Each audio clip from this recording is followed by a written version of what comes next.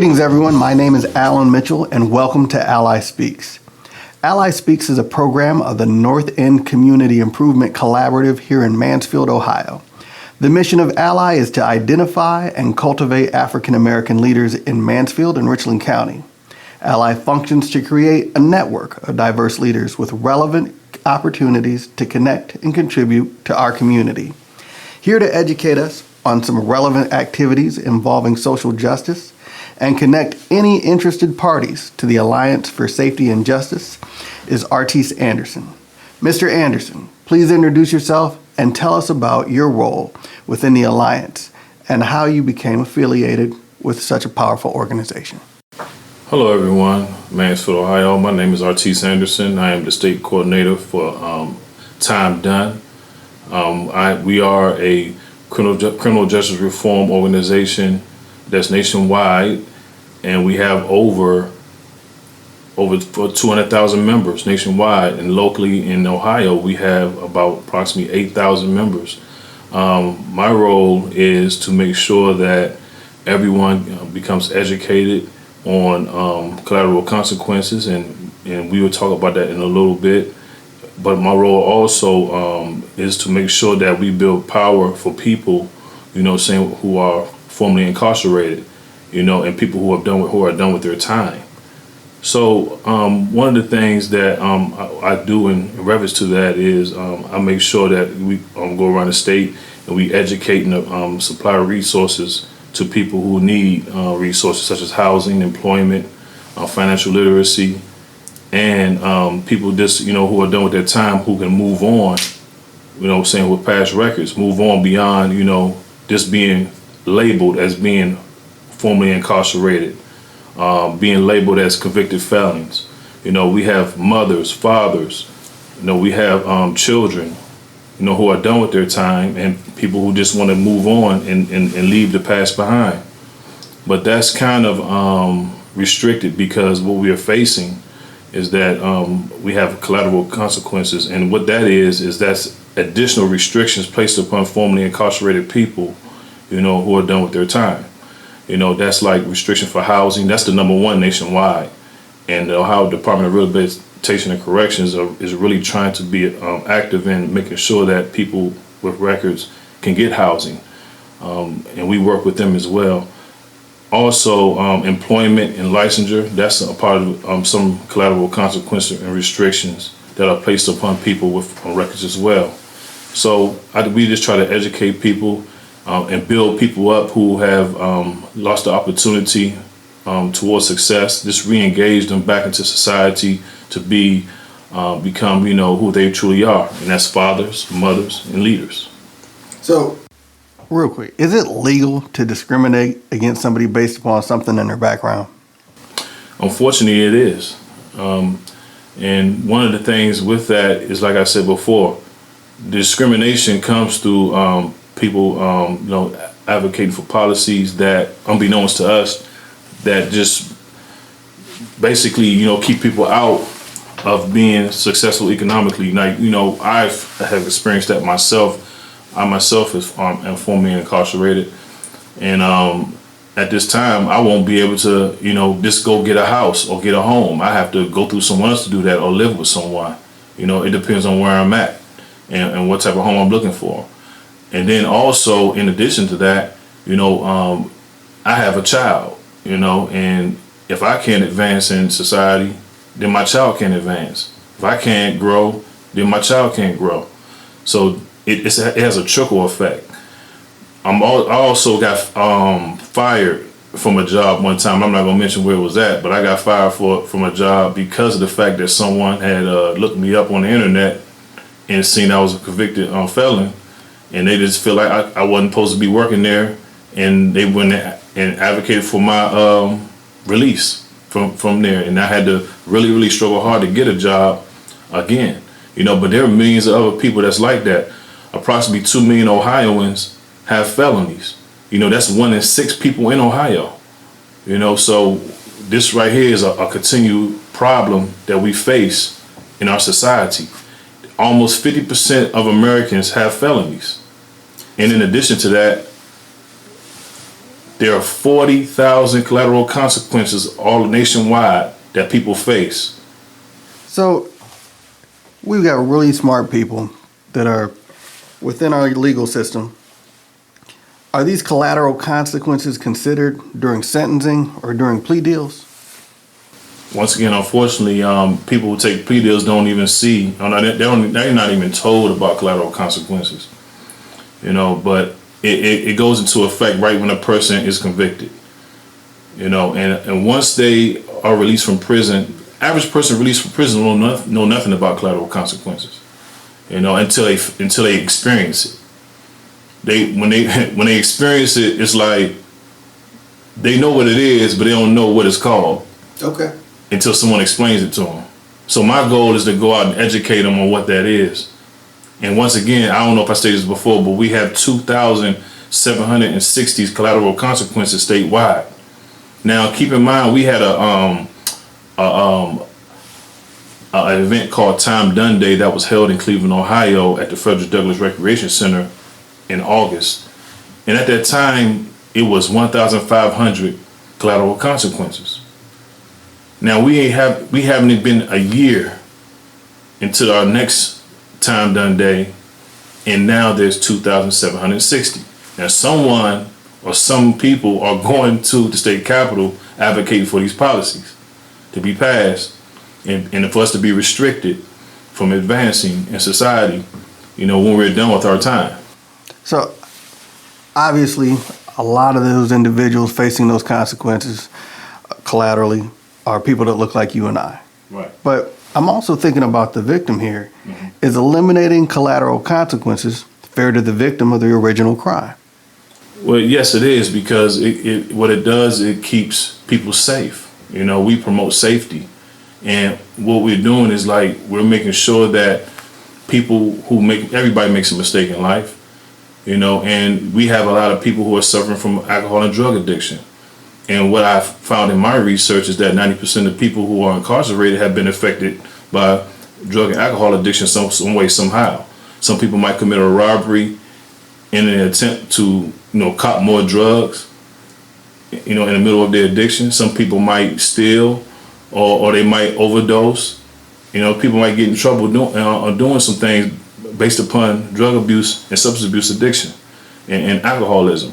But in the meanwhile, once a person get help and they get treatment and they continue their recovery, crime you cut down on crime, and crime will be eliminated just about. And to get back to Alliance for Safety and Justice, we are an organization that includes Time Done, which works with people that's formerly incarcerated, and we have Crime Survivors for Safety and Justice, which is an organization that deals with victims of crimes.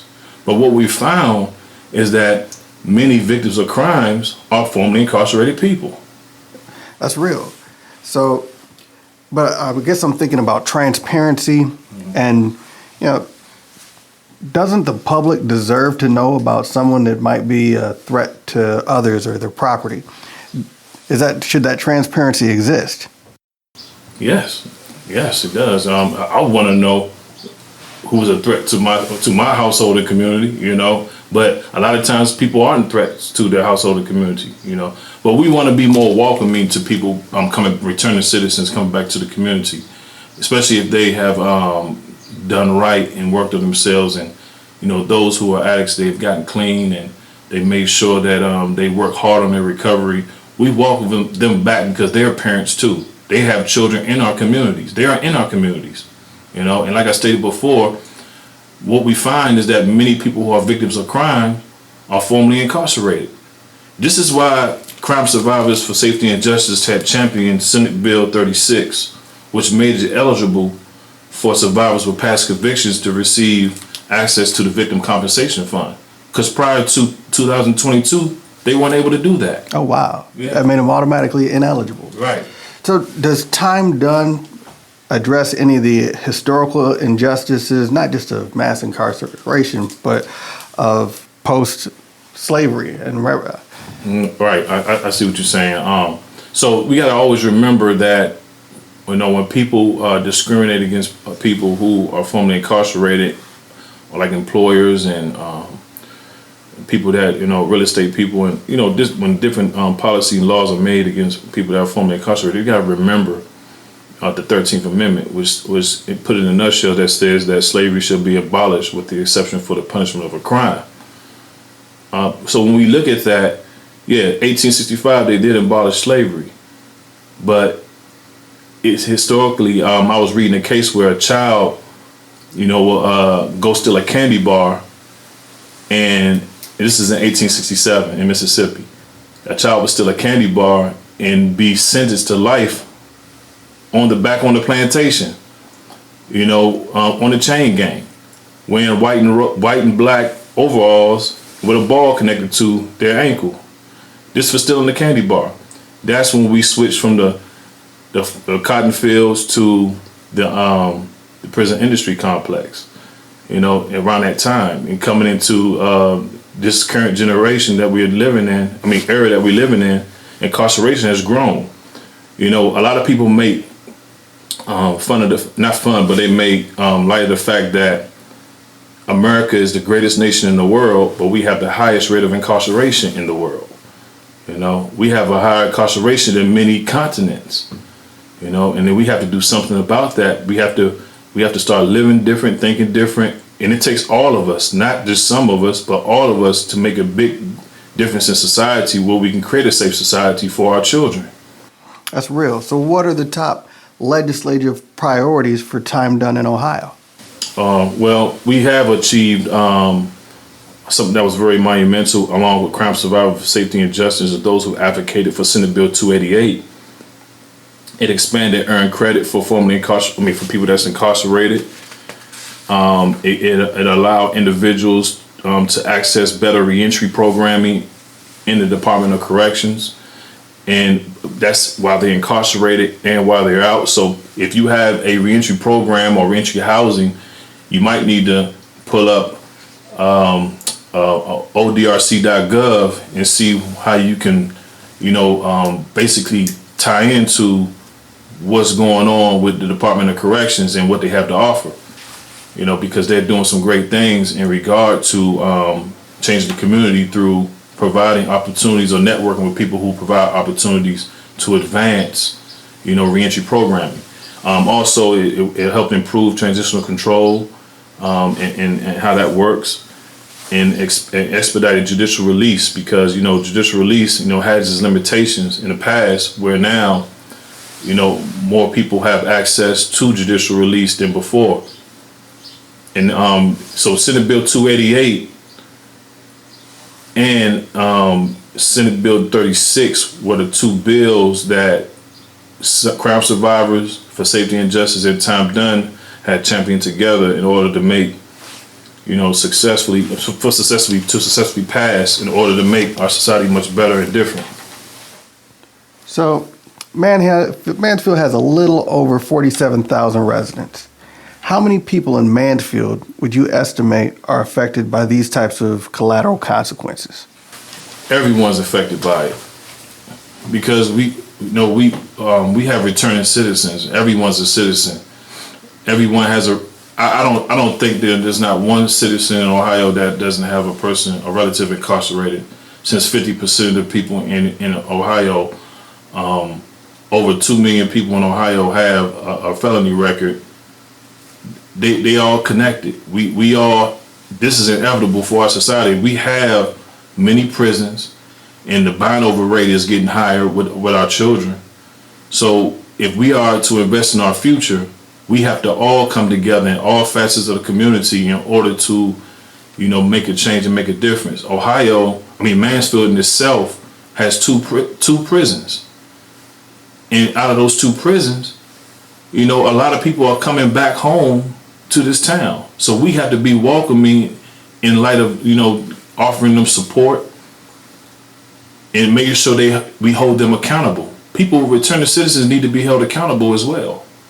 And when you let them know that you're holding them accountable, and you let them know that you are serious about helping them, then they'll feel wanted and feel needed, and they'll think twice, especially the parents who are returning citizens.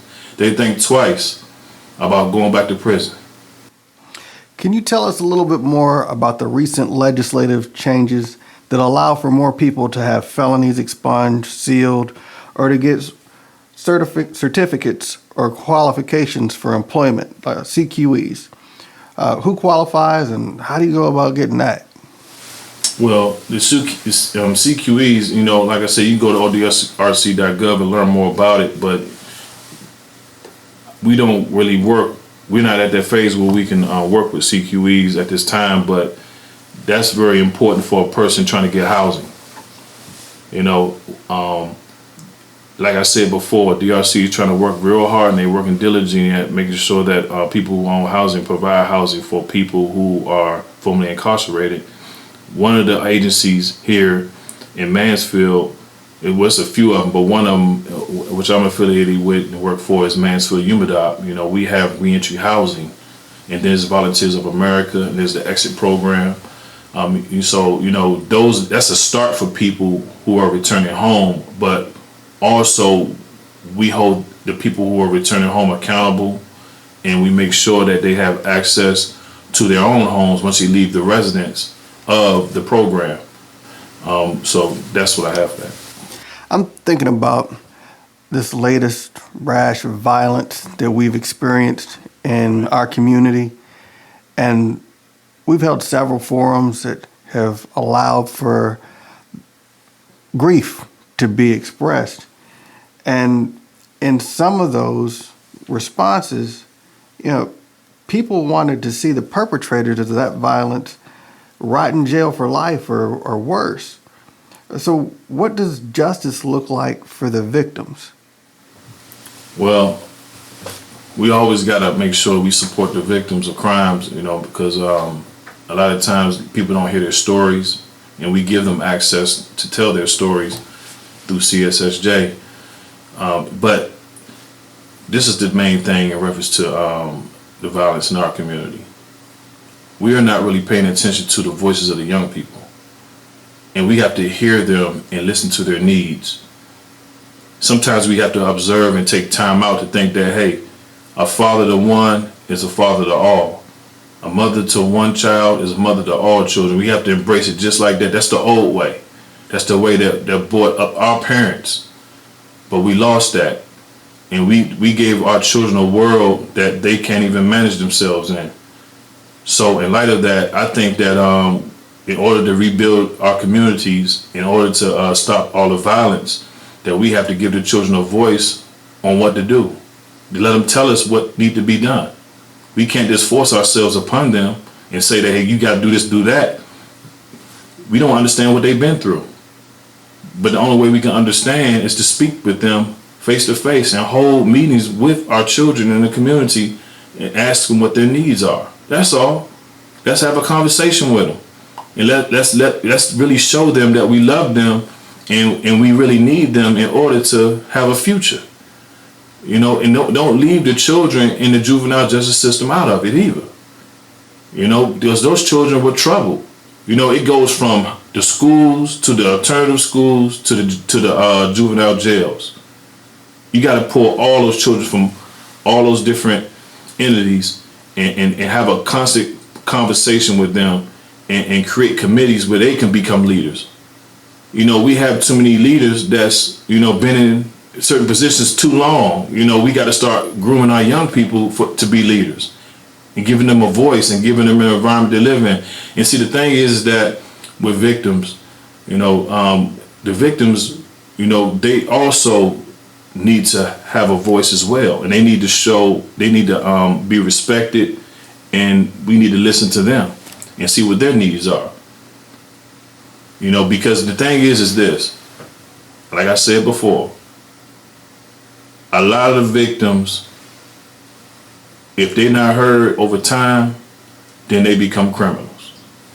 And no one talks about that. Because I've been around people who've been violated in many ways. And after not getting no help over a certain period of time, they begin to normalize the behavior that happened to them, and they begin to do it themselves. That's what people are not speaking about. You go into Mansfield Correctional Institution, you go into Richmond Correctional Institution, they'll tell you. So let's talk about this concept of restitution. How is restitution made to victims? What's the process look like in Ohio? My understanding of restitution, that's made through the courts, whether it's financial or some type of community engagement. Also, people, a lot of times what it also look like is that a lot of times people have to pay just for the court case or the hearing. When people go to prison, the offenders go to prison, but for victims, I'm not really that educated on like what they receive, saying for restitution, how much or what type of case or financially or whatever. But what I do understand is that, the victims have to have a voice in the community in order to make a change, because our concept in Crime Survivors for Safety and Justice is that when survivor speaks, change happens. We chant that all the way through to the Capitol building. And we just had our Survivor Speak meeting down at the state capitol, just in March, and we had a few hundred people show up, and they meant business, and they made a lot of progress down there, especially speaking in reference to Senate Bill 288. So, when we first started talking about victories of the Alliance for Safety and Justice, you mentioned briefly success in gaining trauma recovery centers. Can you tell me a little bit more about those trauma recovery centers? Trauma recovery centers exist for victims of crime who have, of course, been traumatized. They exist to just basically give them help and healing, and to give them a different outlook on life, and re-engaging their health in order to so they can be successful once again, and they can be strong people and rebuild their families. And they offer programs, for people who are victims of domestic violence, families who are who have been victimized through a homicide or through robbery, burglary, or anything like that. People who have been, victims of violence, to a strong degree. They go through trauma and they might need, psychological help, mental health assistance, recovery assistance, for addiction issues, those, and also they get compensated, for going through what they've been through. It depends on what the situation is.